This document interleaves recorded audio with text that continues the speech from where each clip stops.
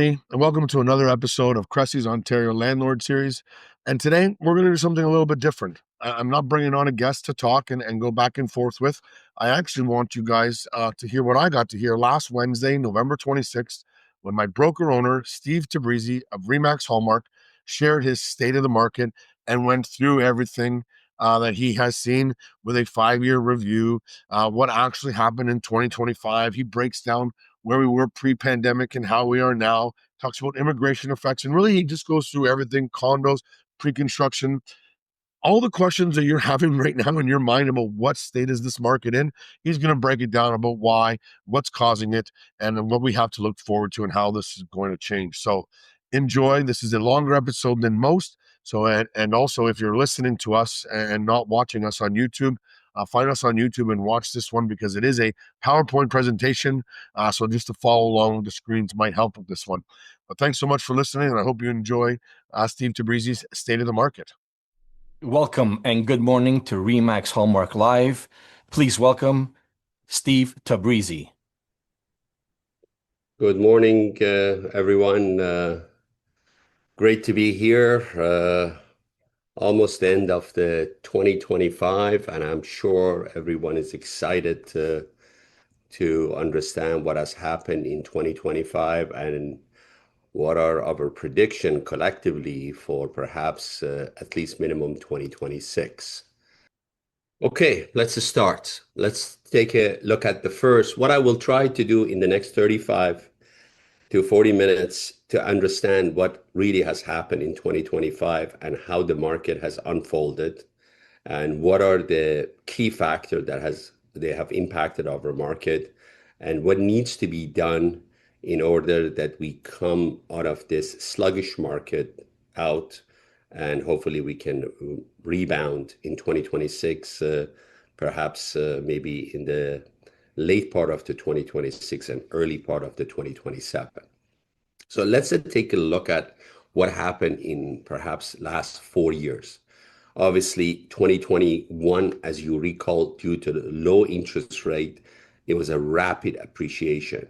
And one of the best market to compare to the rest of the Canada was GTA. The average price was sitting anywhere between about the 1.1 to 1.2 million dollars. 2022 market literally peaked to the highest, and the average was about 1.2 million dollars. And in some segment, particularly the cottage country and recreational properties, they had an appreciation of almost 30%. And we continued that momentum till the first quarter of the 2022. And then once we were in 2023, we noticed the first decline in our market. And the decline happened due to the first time that the Bank of Canada starting increasing their benchmark and their bank rate. And in 2024, we noticed that the market was mostly flat. Why it was flat? The momentum of the 2023 and also the wariness of the rapid rise of the interest rate caused many buyers, they just basically sit on a sideline and understanding why the market is changing. The affordability was the biggest factor in 2024. And 2025, the prices has dropped. The benchmark price right now sits at about $956,000. And the concern beside the affordability interest rate, there is another concern, which is tariff and Canadian arrangement with US. And year to date, we are down about 7% in the GTA, and the average price has moved up a little. It's sitting very close to about $1 million. So if you take a look at from the highest peak to where we are right now, within the Ontario, we are down average anywhere between 15 to 20%. There are certain markets that is higher than even 20%, anywhere between 24 to 31%, mostly in a cottage country, and also within the condominium market, particularly not a resale condominium market in pre-con and assignment. So if you have to do a regional comparison, Durham region had a very flat market, minor drop year to year, 3.7%. Ottawa and eastern of Ontario region, or overall eastern of Canada, is in a positive territory, not a major positive territory, but about 0.7%. One of the main factors for those regions is affordability and employment sector, particularly in Ottawa. As always, the federal government employment and average pay is higher than the rest of the Canada. Greater Toronto area year to date, it sees about 4.3% drop in overall all category of the homes. And a lot of people may question this. No, this is not a true story. We are way beyond the 4% down. Yes, if you compare it again back to the 2021 and 2022, yes, we are anywhere between 15 to 20% in terms of the prices. But the most important thing is the volume. We are drastically down in terms of the volume of the transaction, anywhere between about 20 to 35% down in the transaction, depending on which region is your home it is or what region you practice. So if you want to also understand the net effect summary on each quarter, which basically we would like to describe it between the fear and positive, which was the FOMO and the greed. So the Q1 of this year, the rate starting to ease finally. And the Bank of Canada did two steps. One step, which they start increasing the rate rather than early in 2021. It started almost in 2023.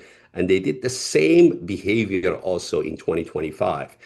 Rather than dropping the rate fast, they actually paused dropping the rate till earlier part of this year, and they start dropping the rate. In Q2, economic uncertainty, although the rate was dropping, but the consumers still didn't have the confidence, and because of the economic uncertainty that has been caused by tariff and also slower population growth due to the immigration policies, and it also has caused the rise of the unemployment. Unemployment rose to about 7.1%, but right now is sitting anywhere between about 6.8 and 6.9.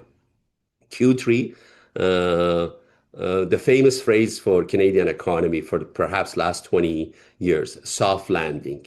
We don't see a major drop of the prices in the last 2 years comparison.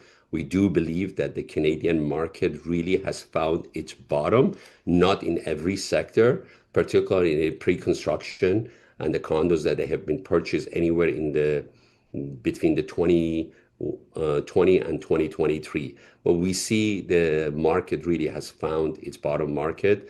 We also see basically there is a lower activity in a higher investor market, which is Ontario and BC. And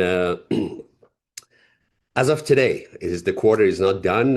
We firmly believe that basically, yes, the market has been sluggish, but the market also has been resilient. I like to describe the market that we are in the speeding zone camera. We are driving, but we are not driving fast. So pre-con market, it's literally frozen. If you take a look at the active listing of the pre-con, if you take a look at the new completed and unsold unit under the construction, in all the three categories, the inventory has increased. And the main factor behind this increase of the inventory are basically the appraisal ratio. Most banks, they took at least about 10 to 15% of what was the purchase price. That's one, which has caused the difficulty of the approval for many of these investor or consumers that they bought this property. Particularly for investor market, also they see a major negative cash flow, and that's why we see a major spike in the inventory of the pre-con. So the pre-con market is perhaps frozen. Many of these projects are not selling, or we see some of the developer, they have dropped their price by almost about 30% from the peak of the market. If the downtown Toronto was selling anywhere between about $1,500 to about $1,900 per square foot, we can find on assignment basis units which were purchased at that rate of the $1,500 to $1,900, now at the average rate of about $1,200. In 905 area, we see that the units are selling anywhere in the range of $650, as low as $650 to as high as about 800 versus the peak of market, which was about minimum about 1,100 to $1,300. So property type comparison in the GTA, we see overall, the detached home had a drop of about a 7% year over year. We see the semi-detached very close to the detached 6.7 and is sitting at a price of the 1,033,000. And we see similar pattern with the freehold townhome. And we see in the condominium market, again, year over year is about a 5% drop. That's why we believe in the condominium market that it's really slowly finding is the bottom line. But you see the pattern between the semi and freehold and the detached is pretty much identical. It demonstrates the behavior of the consumer, that they are not really picking on one segment or one type of the property. Their behavior is across all type of the properties. So overall, what's happening with the Canadian economy? The inflation rate was at 1.9% about a few months ago. Now it's back to about 2.2% because there is a smaller drop in the gasoline prices. Grocery inflation still is the main concern for the consumers. Tariff and also the cost of the imports due to the weak Canadian dollars. You have to understand, many consumers are under this notion that why the price of the groceries, why the price of the goods product are not going back to the pre-pandemic. I wanted to share this notion. It will never go back to the pre-pandemic. It's a philosophy of the business ecosystem. When the prices has increased and the cost of the goods has increased, even if there is a room to drop those prices, unless the suppliers, unless the business sector sees a massive retraction of the consumers on engaging on purchasing power, they will not drop their prices. Bank of Canada is sitting at a 2.25 rate, and the next announcement will be in December. And the market already is dictating that there won't be no drop in the interest rate. I personally believe the Bank of Canada is in a very good position because if you, in a correlation to the bond market and also the 5 years fixed mortgage rate, the mortgage rates are now sitting at anywhere between about 3.5% to about 3.9% within the market, depending on what type of the mortgage product you like to opt in. So we are pretty much to the market of the pre-pandemic. Another issue that we are seeing right now in our market is housing starts and construction. Although housing start year over year is a 6.8% up, but overall the Canadian housing start is really down. We see some movement in Calgary, Edmonton, Montreal, and Ottawa, but we see a massive decline in Toronto and Vancouver. And in Toronto market, which is really biggest market for the Canadian economy, a province close to about 16 and 17 million population, is seeing its lowest start since 1996. And there are shifting movement from the developer side, and mostly due to the cost and the demand. So let's take a look at the demographic shift. The biggest portion of the buyers in today's market are millennial. The average age of the millennial is anywhere between about 38 to 40. That's the average age of the first-time buyer. They represent in Ontario almost anywhere between 22 to 29% of the market. They represent about 61% of the market across Canada. Their main concern is interest rate, although is moderating, but millennials still are really selective with their choices, and they are under this impression that maybe the interest rate will go lower. Inflation has cooled, but not the way that they want it.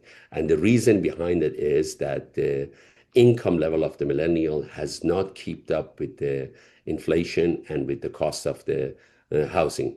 Affordability has not returned. Affordability has become better, but it's not in nowhere close to the point that millennials feel comfortable that they can jump the gun and buy the properties of the choices that they want. The market has shifted. The market is not anymore FOMO, anymore emotion or urgency. It's more to a logic and optionality and personality of the individual and their choices. So this story has been shared before, but parents or baby boomer represent a massive portion of the down payment to the millennial. They have done saving for a first-time buyer, but as you can see, almost 40% of that group of the population is basically benefiting from the gift and the money that they received from the parents. So they are truly dependent on the support of their parents. The latest survey by Abacus Data shows that 87% of the group of the buyers are still very concerned in terms of what is happening with the market. So, supply. Uh, if you recall, for the last 2 years, the focus was shifted from a demand to the supply. We blamed originally there is too much demand. There is a massive, rapid population growth, so we need to keep up with the supply. Provincial government, federal government, they all came with different policies to increase the rental pool, to provide incentive such as the GST rebate, HST rebate to first-time buyer or the developer to support them to reload the supply faster. But the reality is, unfortunately, because of the drastic shift of the market from the investment perspective and adjustment of the price, and which does not make sense for a developer to build, there is a supply gap is reloading. Majority of the reputable long-term developer in Canada or in Ontario, they are not building as fast as they are supposed to build. If you take a look at the Ontario, the target for 2024 was 125,000, but they only achieved about 94,000 in 2024, so 76% of their target. So they were down 25% of the quota. And as you recall, Ontario Premier announced that Ontario needs about 1.8 million homes, and Canada needs almost about 3 million homes. Even with the drop of the immigration quota, we are still anywhere between about 25 to 30% behind our quota. And now that quota, perhaps once the data coming out at the end of the 2025, it will be a lot higher, because in the last quarter, many developers, they have pulled back and they have canceled their project. Doesn't matter, project of the condominium or project of the freehold or homes across Ontario. So why they have done that? It's a very simple business analogy. Prices are down, confidence of the buyers are down, so the home start drops. So when the home start drop, the supply drops. Once the supply drops, you will see the prices eventually will go up again. Developer, they do not accelerate in downturn. They wait for profitability to return. That's a simple formula for them. As much as we don't like their attitude, or they run a business.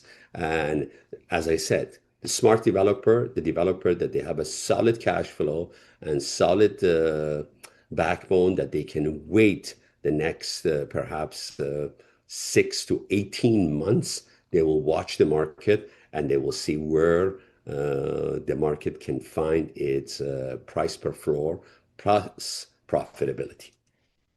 So if this trends continue, even optimistic way, if we see 10 to 20% increase, not by 2026, by 2027, we will see a gradual absorption of the inventory, mainly due to the condo market. There are almost about 35,000 units are available in the market, and there will be more coming, the project that they are under the construction. So we will see a modest growth in the prices, and we will see slow affordability gain. But if it's optimistic, we will see also an impact on the GDP, because of the job market will slowly recover. And hopefully the government during this period of the 2026 to the early part of the 2027 also will reform its immigration policies and also supporting the developer. If this stagnation and not developing continue and drop another 10 to 25%, inventory of the homes that they are not sold may rise, and we will cause another higher vacancy. So we will see nominal discount in the prices, and affordability will be limited, and more than anything else will impact the job market and impact the GDP. So weak construction investment is not good for the Canadian economy. Construction represents about 8% of the GDP in Canada. Housing, just the housing construction, housing start, it represents about $238 billion in 2024. Across Canada, it represents almost about 1.2 million jobs. If you also take a look at the direct and indirect businesses related to the housing, such as resale real estate, such as finance, such as insurance, such as home improvements, furniture, and everything else, it's almost represent 35% of the GDP of the Canada. So we really need to take a look at the housing start and construction carefully. It cannot be prolonged for longer period of the time. We really need to make sure that it really comes back at the, not a fast pace, but at least at the consistent trajectory, so we make sure that we don't lose that job market that we have. Canadian government has some immigration policies to making sure that we are protecting the existing job market, which we will talk about in the next few slides. So tariff effects. So it's very clear. Mr. Trump, or President Trump, we should be polite Canadian, in the first year of his second term, he has announced probably over 35 or 50 presidential executive order, and he probably retracted almost 90% of those orders. Right now, there is an argument in the Supreme Court of the US in terms of the overstepping his presidential power in terms of the tariff, and Supreme Court hasn't ruled in his favor or against him. I do believe the ruling will perhaps will be done completely in 2026 because of the midterm is happening. And the prediction for midterm is that the opposite party, Democratic Party, will take over one of the either the House or Senate. But overall, what it has caused, not only for Canada, but in a global market, uncertainty in the business sector, investment sector. When the business owner, doesn't matter, manufacturer, suppliers, investor, they see uncertainty in the market, they pause. The notion of the cash is the king, they hold on to it, and they wait, they see what changes is happening. But there are also opportunities in this market that some sector are taking advantage. But we have to take a look at the elements related to the tariff. One element is a demand. So that's why the Canadian market is sluggish and resilience, although with the tariff talks is going on for almost about a year. Job and confidence risk is down, but we haven't lost it completely. Why? Because the Canadian government start to cutting the rates, and population still is supportive. We still have a massive surplus of the 2023 and 2024 of the immigration population, such as temporary worker, student visa, and also the rapid incoming permanent residency that happened in 2023 and 2024. Supply, developer, by pausing them, actually indirectly for a short period of the time, remember, for a short period of the time, they're helping this resiliency of the market. So there is no over supply of the product. There is no price crash. We don't have many forced sell. So the definition of the forced sell versus the power of sell is totally two different things. The forced sells means a developer suddenly has 1,000 homes and they will do a fire sale of them. And the power of sells, although we do have now an increased portion of the power sell within the Ontario and particularly within GTA, but it represents only 0.3% of our market. Yes, it's about 11,000 direct or indirect power of sales in Canada, but it's not a major inventory in comparison of the total number of the homes for sale. The last is the prices, mid-down settlement of the prices. Construction cost is equal to the price per floor. Why it's happening like that? Why the developer are not building? Because at the moment, the developer in calculation, if the land cost is even, it's zero, construction costs, the development charges, commission, carrying costs of the construction loan, mortgage, and anything else, it's literally at par. So there is no benefit, there is no profit left for them. Transaction, as we discussed, is flat, and the forced selling is quite rare in our market. So what are the impact of the tariff? Southwestern of Ontario, Hamilton, Niagara Falls, it's high. Windsor, it's high. Ottawa and still slower job growth, and the buyers are more cautious. Golden Horseshoe, service-oriented industry, banks, insurance, tech innovation. Medium, the job market is there. There is no major impact. There is no major layoff or many layoff that is be the topic of the news. The market is moving at a very flat rate. Simcoe, Durham, and Niagara, they are good market. Medium sensitivity. Why? Because they became more affordable for the buyers, particularly first-time buyer to buy it. Ottawa region, of course, federal employment, more stable, fundamental, so sensitivity is quite low, although the federal government has announced a drop in a federal employee, but the number is not massive, and they are planning to do this gradually. The announcement was about 13,000 reduction of the labor force in the federal government. And if you take a look at the grand scheme of the number of the employee that the federal government has, it's a small percentage. So let's take a look at the immigration. What happened in the last several years?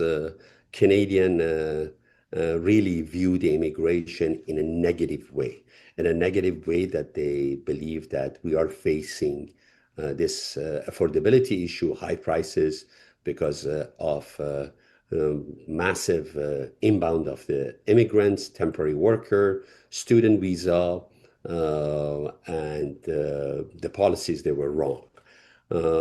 I do agree and disagree. I do agree that the policies can be better, but I disagree also in the overall picture that do we need immigrants or we don't need immigrants at all. This was the biggest challenge for consumers, massive growth of the population compared to the housing completion.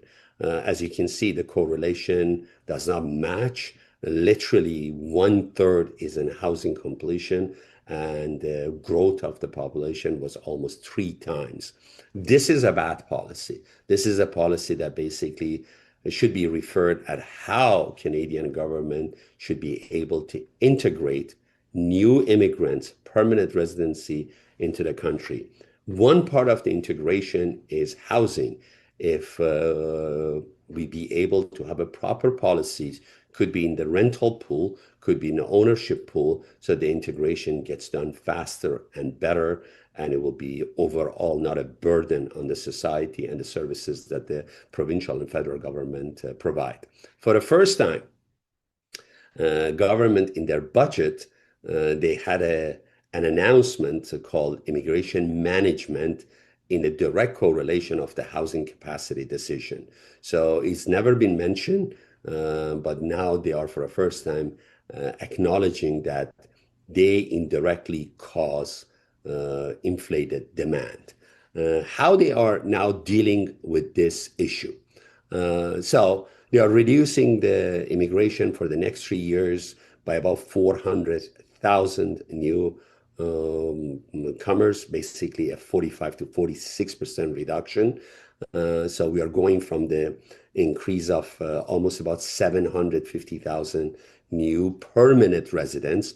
Total immigrant per year in 2023 and 2024, it was anywhere between about 1 million to 1.2 million. That's accumulation of also student visa and temporary visa. But an actual landed immigrant was sitting anywhere about 650 to 750. The number never been given accurately due to the process that it takes to complete an application. But now they are back to the quota of anywhere between about 350 to 450.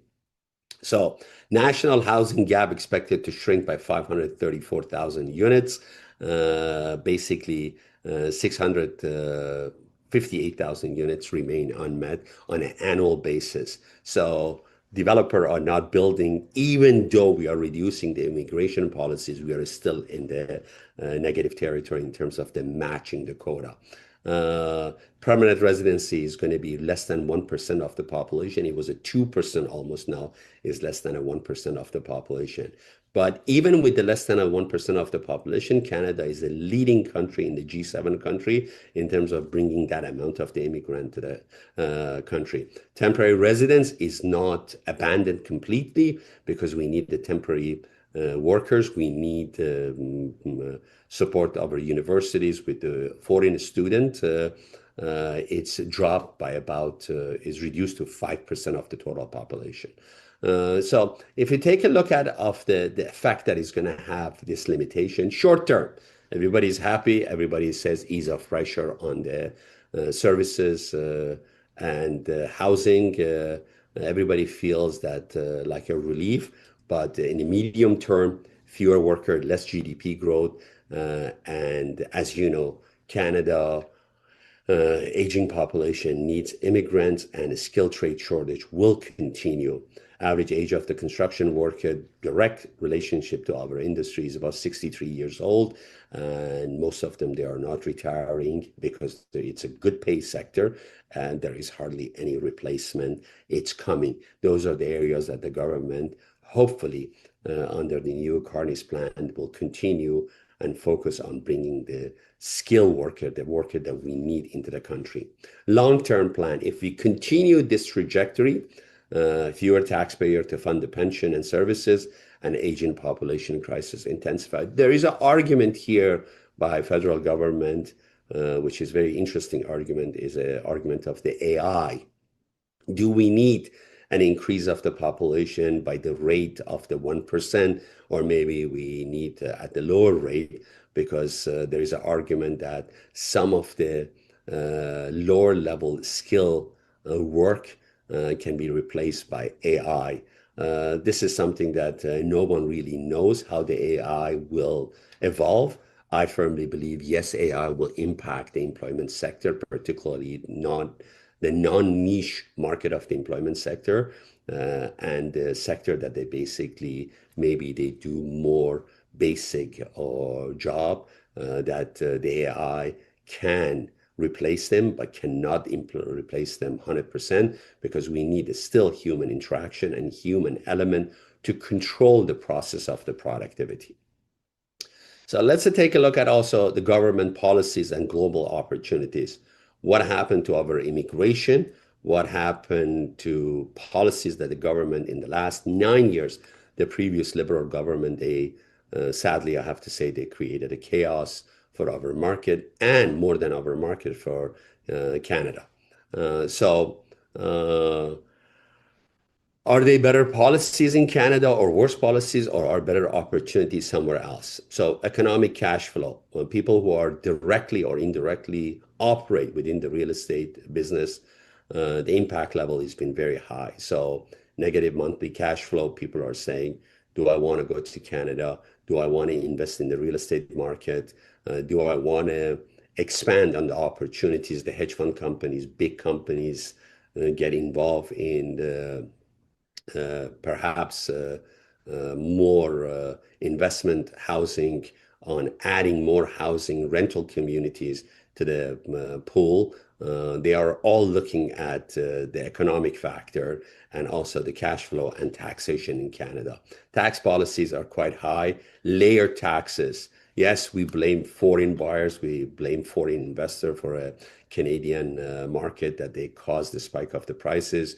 But the study has shown that their percentage of the purchases in the market was less than 5%, but they did help the growth of the market. But even if you remove that foreign buyers, if you take a look at the tax layers that it's available for Canadian investors, it's not as friendly as even our South partner in US. Market perception, we blame the investor. We not valued even the Canadian investor in the House of Commons when the opposition leader talks about that Canadian investors should be taxed differently because they have bought multiple properties. We cannot have in our society a perception of the blaming people who are helping the economy grow. Every investor that buys a property add a tax to the pool of the tax collection. If they do maintenance, they add to the employment sector. If they do renovation, they help the construction, small construction businesses. Any suppliers, grocery stores, furniture store. So the investment in the country needs to be supported, not to be blamed. Global opportunity. At the same time that the Canada created those tax policies, perception, negative cash flow, other countries such as Europe, such as US, such as United Emirates, they came with a much more better policies, welcoming investor, including Canadian, and that's why we see also a better yield and better policy and alignment with the investor for other market. Pre-construction viability. Assignment is really frozen. That segment of the let's buy a property, let's buy a property, let's buy a contract, and then before even closing and doing anything, let's flip it. It's gone. That notion is gone. And I think, sadly, the scar of the assignment market will not be forget by many investors for at least the next 3 to 5 years. Demographic strategy shift, moderate. Younger investors prefer cash flow and flexibility. Younger investors, they do not think like the older investor that they believed firmly that the real estate is a long run. They are looking at the investment in real estate for additional income to support their lifestyle. So overall sentiment for our investor market, including Canadian or non-Canadian, is basically at the moment is a frozen market, and the rationale is an exit strategy. Decision are analytical, not emotional. But this survey is simply on a residential market. In the next few slides, we talk about the major player in the commercial market too. So Canada, for years, had a policy of the protectionists. It did work. In 1990s, in early part of the 2000 protectionism, it did work. We protected our auto industry, which is an assembly line. It's not even our own product. We have protected for years our airline industry, our travel industry, with telecommunication industry, but we no longer can continue in the new dynamic of the global trade in the market. The trade ecosystem has changed. A player such as China, an emerging countries such as India, Vietnam, they have really changed the game of the free trade market, not only in Canada, across the globe. So our investor, they didn't change their personality. Their personality didn't change. The risk-reward equation changed by the policies that the government placed and forced them. And now the same government or the same philosophy of the government needs to change those policies. We need to shift from the protectionist to be a multilateralism country to welcome more investment in Canada. There are great news that you can hear in the last few weeks through the media. One of the news that I am quite optimistic, and I hope Canada take that bold move and make that decision, is regarding the fighter jet, that there's an opportunity to actually develop and build the fighter jet in a collaboration with the Sweden in Canada, rather than be dependent of the F-35, which is 3 times more expensive by our US partner. But there are going to be consequences. But I do believe that if we pay the consequences of perhaps not entirely severing our partnership with US, but reduce our dependence to the US, we will be in a better position in the future, particularly for our children, because we need to create different job market.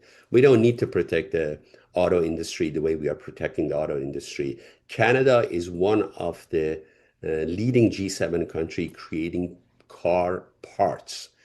I think we need to expand on the car parts rather than basically building the car, because car parts can be shipped and ship across the globe to different countries. We need to become a global suppliers. So there are so many changes Canada needs to do, but we really, more than anything else, we need to move away from our protectionist policies. I know this comment may not sound well to many of our audience, but that's the future that Canada can grow and can really tap into its natural resources and make sure that we have foreign investors coming and invest in the Canadian market. So we need to fix the math for housing. We need to have a targeted tax incentive, fast track rental approval. Bill 60 is going to be introduced soon in provincial parliament. And there is a huge argument about the tenant rights versus the landlord rights. We need to make sure that the rental growth is within the inflation rate, so that landlord, they can charge appropriately. Yes, we are not promoting the price gouging or unfair practice, but we need to change those policies that the people will invest more in the rental market. Fix the rules, maybe perhaps 5 to 10 years policy roadmap, rent tax, capital gains on investment property. We need to make sure that we give the confidence to the market that the capital will come back into the market. Reposition, as I said before, the investor as a supply partners. We need to acknowledge, we need to seek investors from across the globe that they come and invest in our housing market, in our economy. So if we continue on the narrative of the reduce also immigration policies, it will hurt us. High immigration policies for GTA was about 70,000 people settling on annual basis. Under the new limited plan, it's almost reduced by half. But even that reduction of the half, we have not been able to meet it. So we are down by 10%. We discussed this earlier. The less labor force, the less immigrants, the less doctors, the less nurses, the less engineers, the less trades will impact the economy. And we are not producing fast enough internally the labor force that can help our economy and can develop our economy. We are not going into the demographic recession, but it's done by design. We are growing at about 1% instead of 2% for Ontario and GDP, and perhaps even Vancouver, but less GDP at this rate could be okay, but we need to really focus then on the productivity of the labor forces that we have. And the productivity of the labor forces or skilled worker that we have, it needs a massive drastic changes in the entire system, which I frankly, I think it's difficult to achieve in our market. So housing trend. Let's get now to the final stage of our presentation, which is the housing trends. So as you can see across GTA, Ottawa, Durham, Niagara, London, and Simcoe, the condo purchasers are basically in majority of the market has dropped, but the housing, semi-townhouse detached has increased because of the price differential. In GTA, we see the condo purchaser, it's a good choice for the consumers because the prices have dropped and the consumers, they have more choices. And the housing in particular, detached or semis, are still relatively expensive, as we discussed earlier, sitting around $1 million. Very interesting for a first-time buyer that In 2025, almost 73% of them, they rather to purchase a resale condo versus a new home condo, which is good for a condo market. So the resale condo market is priced properly. It will move, as you can see in the pattern. And this pattern hasn't changed. Not too many people are really attracted to the pre-con. The pre-con was always a segment of the investment because of the notion of the flipping the papers. And it did work for many years, but it's not working at the moment. Sell to new listing ratio, that's another sign of that the market is not really crashing. As you can see, it's sitting anywhere between about 40 to 45% ratio. It's at the borderline of the 50%, which is basically a balanced market, slightly into a buyer market, but it's not sitting at the ratio of the 15 or 20%, which caused the forced sell in the market. So the market is moving very steady. Detached condos detached versus condos, the price gap is almost about 50%,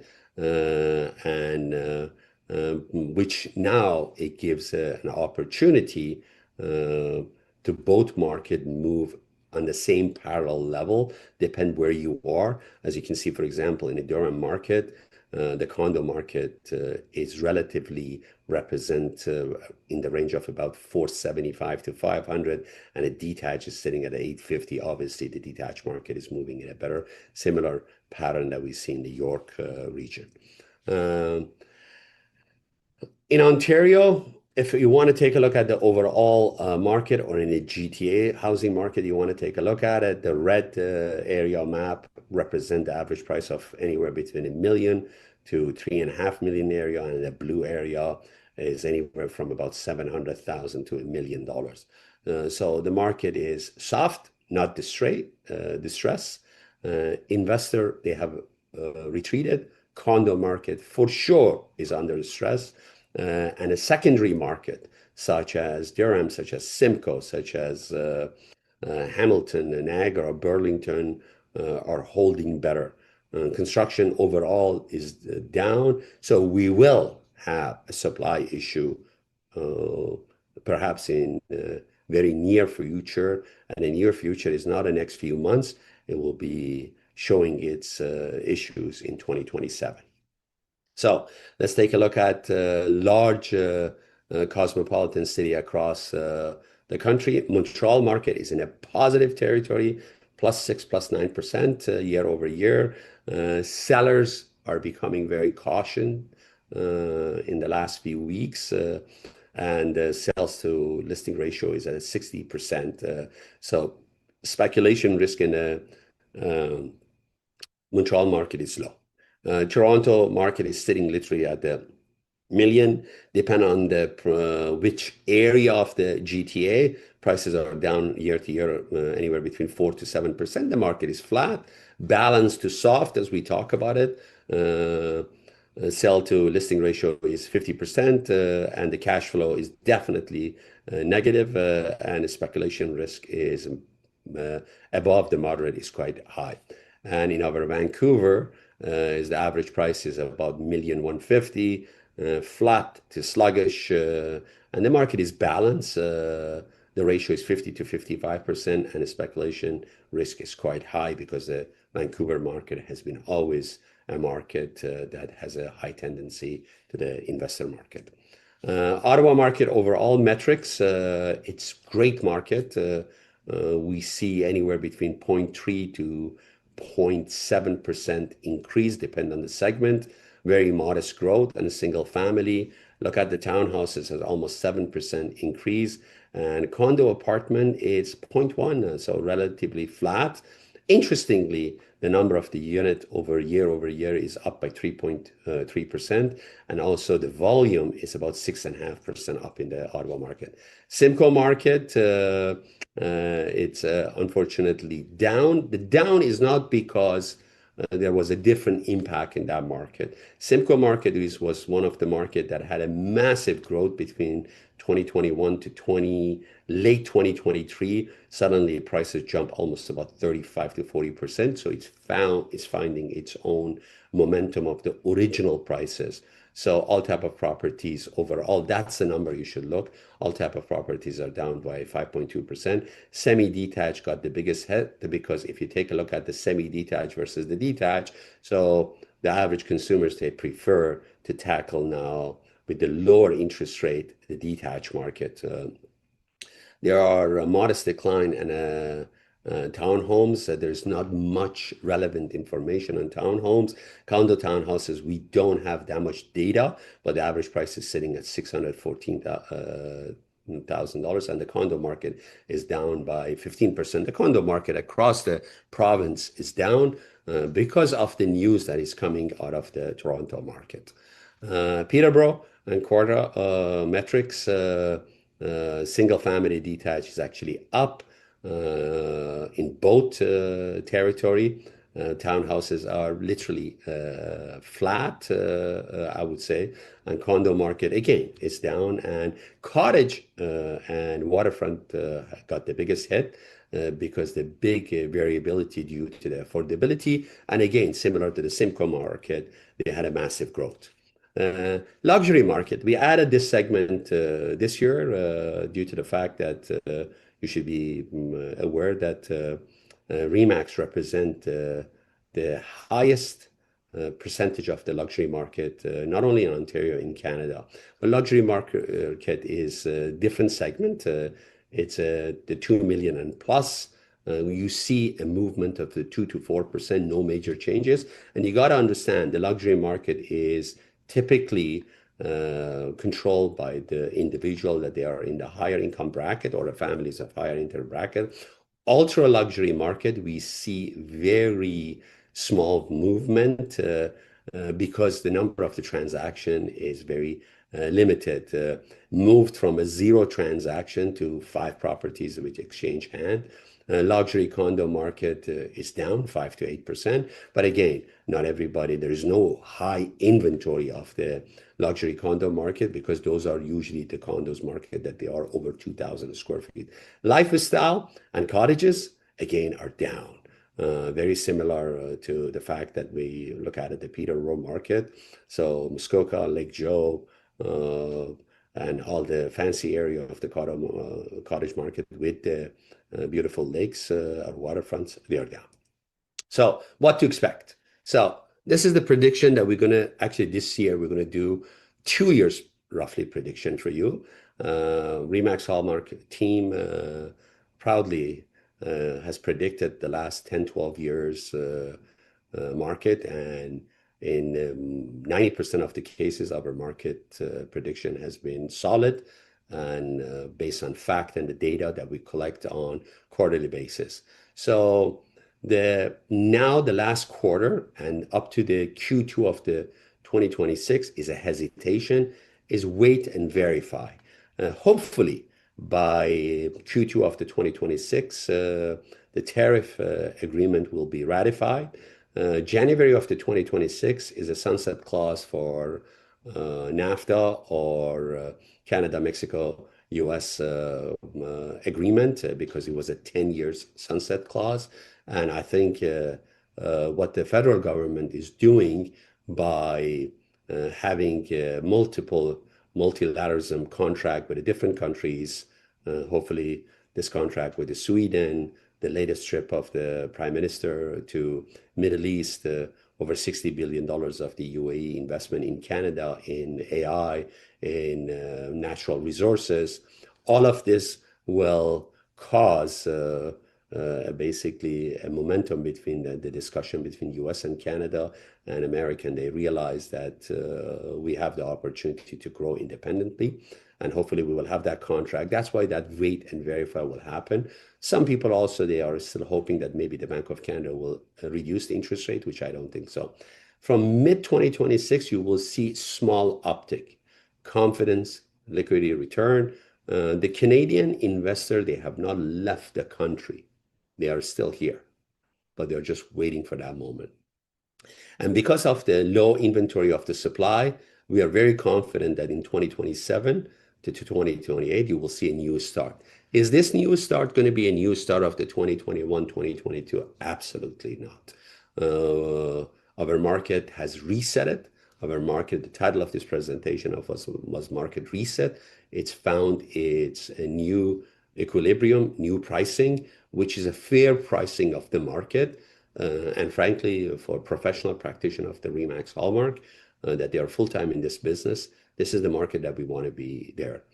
We have the market share, we have the brand representation, we have the quality of the realtor that they understand the market, they realize the data, they realize the change of the demographic shift, and the market will reemerge probably at the growth rate of the anywhere between about 5 to 8%, single digit. And beyond that, I wish I could predict, but at the moment, I don't have enough data to predict. So this is why this prediction. The next slide is an assurance and confirmation that we think that we are on the right prediction track. So if you take a look at the Canadian commercial investment metric, we see the retail market is moving. Yes, it is moving at a very slow pace. We see the industrial unit is year over year is really flat due to the leasing demand for the logistic warehousing. Interesting, we'll see the AAA vacancy at the offices is less than 2% both in Toronto and Vancouver, and is down again by 0.26%. Multifamily, we see the rental market, multifamily softening because of the inventory of the condo market. And overall, the macro overview, we see just a 3 basis point, which is flat. But year-to-date transaction is quite down. Yes, it's 34.5 billion versus about 65 billion. But we see that basically the market is on a flat and a recovery mode. When you look at these numbers, these are the real big players in the market, that they have massive billions of dollars of the investment in the market. And when you see the numbers movement is very flat or slight up and a slight down, it's a confidence to our economy and the word of the resilience that we started doing that. If you take a look at also the overall market across Canada, beside Edmonton and Saskatchewan, which basically the month-to-month price changes, you see only 1.1 and 2.39. The rest of the country is less than even 1%, 0.3%, for example, in Barrie District. You will see in Toronto market, similar pattern, Greater Vancouver, 0.8 of the market. And so it shows to you, if you take a look at the right-hand corner interpretation, you see mostly flat, mild softening. And so we don't see a huge number of the plus or minus of the even single digit or double digit. So these are all the confirmation of that our market is sluggish, is resilience. And the reality is you have to find and accept these are the new prices. We understand as a practitioner in this business that some sellers, unfortunately, they have bought in 2021, 2022, 2023. I will not say they made a bad decision or made a big decision, mistake buying at that time. That was the market at that time. We wish that we could change the narrative of the market and bring the prices back up to 15 or 20%. No, we cannot do that. That's the end of our presentation. Now we will open the floor for question, and thank you very much for listening to me. Well, what did you think of that? He broke all that down, right? I know that we are going through a little bit of some tough times right now, but there is a positive around the corner. Remember, everybody needs a roof over their head. So real estate is always bound to come back. And it is a long-term, get wealthy slow, not a get rich quick type of investment strategy. So I hope you enjoyed Steve's breakdown. If you have a few more minutes, stay tuned here. Follow along a little bit afterwards, where my Remax colleagues from across the province of Ontario are going to actually get a question and answer period with Steve as well. So enjoy those question and answers. Thanks so much, as always, for listening, and we'll talk to you soon. Bye for now. Thank you for that, Steve. We have a couple of questions here. First one's coming from Wendy McAdoo from Kingston. What is the prediction for secondary markets like Kingston or other smaller tertiary market areas, such as the cottage market? So secondary market with the close vicinity, Windy, to the labor market, one is Kingston. Kingston overall has a good employment sector due to the university. And because of the affordability, and the beauty of the Kingston is between the two large cities, Ottawa and Toronto. It will be steady, it will be flat, and there will be more movement of the population as we have predicted in the last 5 years towards those cities. Cottage country, unfortunately, basically gonna have its own adjustment as we have seen across different market. So I don't see a big major spike in a cottage country. I might see actually further drop with the cottage country, but I think it's really close to the bottom line that he has discovered his price point. Next question comes from David Brown up in Simcoe County. Can Canada successfully diversify its trade relationships in time to avoid U.S. tariff threats, or do you feel that midterms will offset the threat and CUSMA will be replaced with a new trade agreement? So President Trump did one thing smart back in 2016, which was a sunset clause. Sunset clause, NAFTA didn't have expiry date now, which is they rename it to CUSMA, which now has expiry date up to January 2026, which is the 10 years. But Mr. Trump also, or US politician, they are noticing, I just came back from US, they are noticing that all the tariff aggressive approach of the Mr. Trump is impacting the US. Tariff is simple. Tariff is passed to the consumers. Mr. Trump can add 10, 20, 30%, but eventually, let's say even that Canada doesn't export any product to the US, but they got to bring some product from other part of the globe. And the way he's behaving, he's adding additional costs to this export product. And what's going to happen? Those additional costs is being added to the cost of the receiver of the product in US or the businesses, and they will add it to the consumers.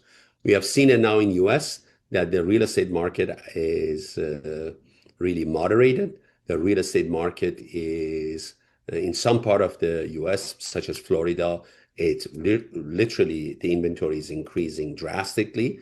But we're also seeing some movement in the large cities such as New York and Boston. The market is still healthy, but it's not as healthy prior to the President Trump. And I think the Supreme Court ruling and the midterm, yes, David, it will definitely force Mr. Trump to have a different approach.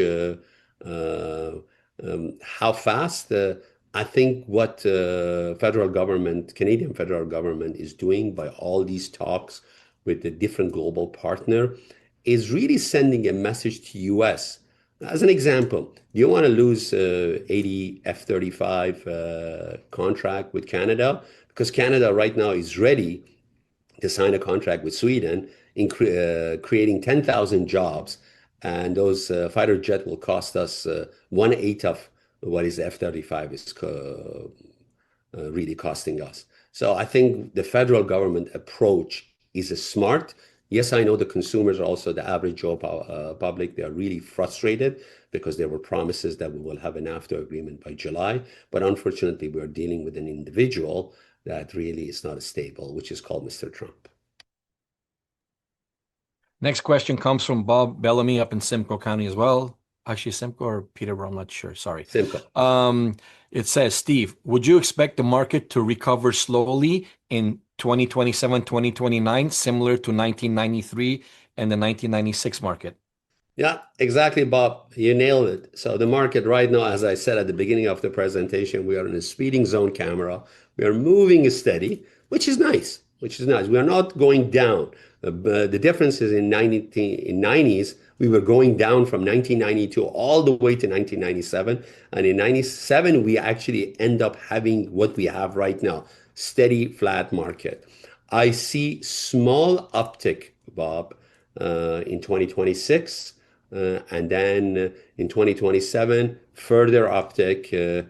And I don't know about 2028, 2029, but I do know the stats, the data all support.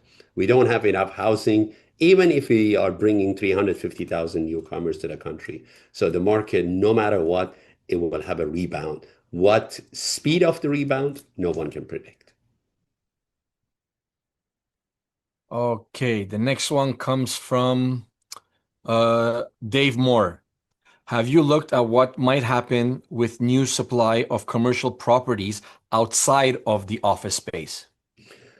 So majority of the business says banks, even federal government, provincial government, as you probably noticed, starting from the September of this year, with the latest date, January of the 2026, they have recalled all their employees and they ask them to be at work.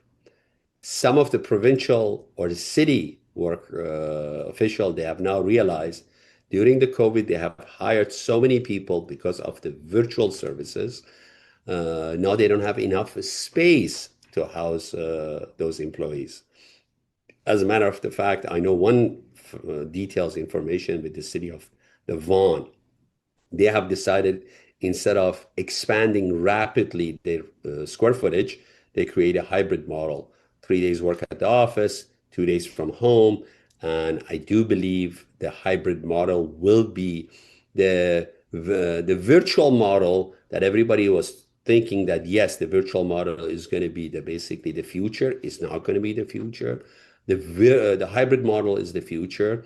And by one other aspect, Bob, if you take a look at the downtown Toronto, underpath of the downtown Toronto, the business towers are back to pre-pandemic era.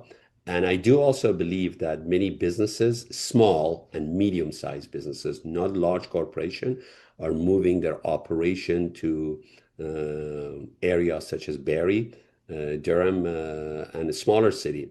But I think the responsibility lies within the local politician in Simcoe County that provide attractive incentive for businesses to move their offices there. Okay, we'll move on to the next question from Dave. Sorry, not that one. We did that one. From Andy. With the projected recovery in 2027, what are the predictions of what that will look like, and how will a trade deal with the US or lack thereof affect what that will look like? Right, the trade deal, the most negative impact that a trade deal has is a psychological effect.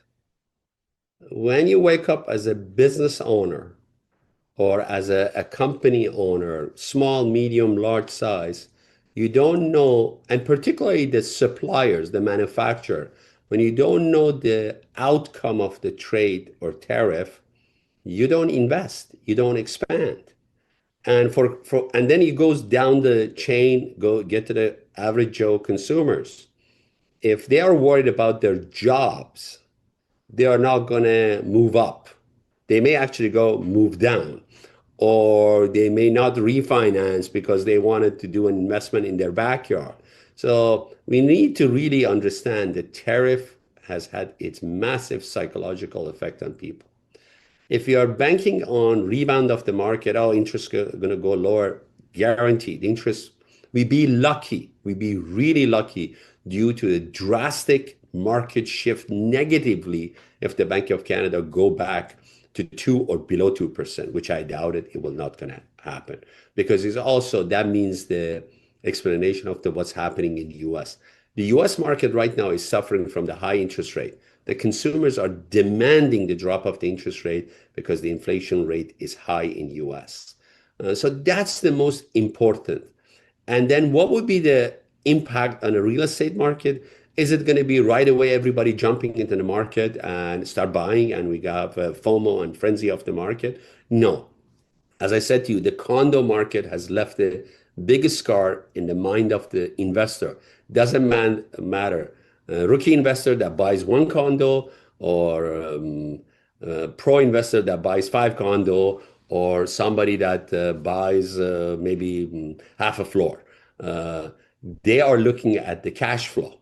And if the negative cash flow continues, they will not enter that market. So we will have less pre-construction market, but we will have pre-construction market for the people, mostly for end user or a long-term investors. So the impact of the growth, how much, what percentage, time will tell us. But I doubt it that it's going to be a double digit for the next 2 years. It will be a single digit, anywhere between 5 to 7%. Okay, we have a couple of more. The next question is from Matt Castles. Do you foresee any movement on development charges for builders or anything related to the land transfer tax in Toronto? I don't think, Matt, I don't believe that the land transfer tax, the double land transfer tax in Toronto, are ever going to go away. The city is in massive deficit. The city constantly begging for province to give them money or federal. So that's for sure. It's not going to happen. And remember my comment about when the prices of the product are up, the suppliers are not going to suddenly drop the prices because they feel for the economy, they feel for the people. It's the same notion applies to the city.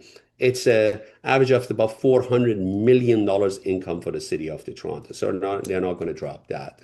Development charges has already started. Some cities, such as Mississauga, they have removed their development charges for rental purpose project. The federal government just made an announcement about the first-time buyer up to $1 million, so they won't pay the HST portion, which is almost about, it's not at 13%, it's almost about 8%, which is a good saving, and also CMHC program and the GST for a developer. So it is happening there, but people don't realize you can have a lot of these announcements, but somebody needs to build these projects. And in developers are refused, even within all these incentives, the developer majority of them are refusing to enter to the market and building them because the price of their construction with the price per floor is at the moment is equal. There is no profit, nothing left for them to basically upselling it because the price on the market is matched within the price per floor. Very well. We have three more questions. Next one comes from Andreas and Nectaria. Do you see the Toronto condo resale market also having a recovery in 2027 or 2028? I do believe the resale condo market is actually in the mode of, Andrea, recovery even now with the prices that I see in the market. I have said it through the entire 2025, and I am adamant to convey this message further into 2026. It's the best opportunity at the moment for investor and a first-time buyer. You cannot find the prices per square footage that you are finding right now ever. You blink your eyes in 2027, these prices are going to be up by at least about $150 to $200 per square foot. Right now, we can find prices per square foot in GTA as low as $650 per square foot.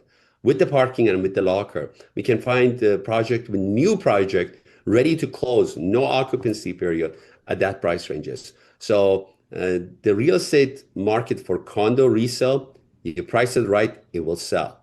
It's very important if you have sellers or buyer on this webinar to understand what is your motivation. If your motivation is a scarcity, I got to sell because the market is going to go down, sit down and understand your purchase price, original purchase price, your current value, and the future value. If your motivation is you basically think it's going to get worse, let me get out of the market, you need a further discussion on that. So it's very important how we price these products. If you price it right, the market will absorb it. Okay, second to last question. This one comes from Syed Yunus from our Bayview Village office. A lot of sellers are concerned. If they don't sell now, prices may drop more next year. Should sellers sell now or wait and see what happens? It's all depend on your financial, lifestyle, conditions. For 29 years, I've said the same thing. You don't come into the market because you watch the market. You need a roof. You need a house. You need somewhere to live. Real estate market, it is a long run. Yes, I understand some people are so concerned that they bought in 21 to 2023, but also some people are concerned they bought in a good market in 2017, 2018, 2019, but they are now asking themselves, I wish I would have sold in 2022, 2023. Stop thinking that era. If you are in a positive compared to what you bought, hold on to your property. If you are negative compared to what you bought, then sit down and understand your financial circumstances and we need to understand why you want to sell. Your why is important. Uh, and that's that simple answer that I have for these two category of the sellers. Okay, and the last question is from Max in Richmond Hill. What is your suggestion for agents in 2026? Stop paying attention to the noise. Stop paying attention to the media. This business, it's about direct conversation with the public, educating the public, providing them facts, data that support your argument. And please have empathy for people because consumers, some, they got to this maybe negative circumstances and a bad circumstances, not their fault, not even the realtor that maybe purchased for them their fault. It happened. Nobody can predict the market. Nobody predicted that the market would halt. Nobody would predicted that the Donald Trump will behave like this. So this is my recommendation. Focus, head down, conversation, conversation, conversation, conversation. Educate your clients, educate your clients. And those ones that they have done it, many of our practitioners at Remax Hallmark with over 2,000 agents that we have, they have done it successfully and they have a success track record. We are in the relation business with the consumers, and the relation business is not for one transaction. The relation business is a long journey, and it's a lifetime. Any other questions, Sean? Nope, that was all, Steve. Thank you. Thank you very much, everyone, for watching this webinar. Look forward to see you around, and feel free to text me if you have any further questions. Please remember, while we are professionals, this podcast is for informational and entertainment purposes only. The advice shared may not apply to your unique situation. Always seek personalized advice from a qualified professional before making any investment decisions. Hey, everybody. Thanks so much for joining us this week. I hope you enjoyed the episode. If you're finding it informative and useful, make sure to like, subscribe, share with a friend so that we can keep getting the information out there to Ontario landlords. And keep on joining us. We'll see you next time.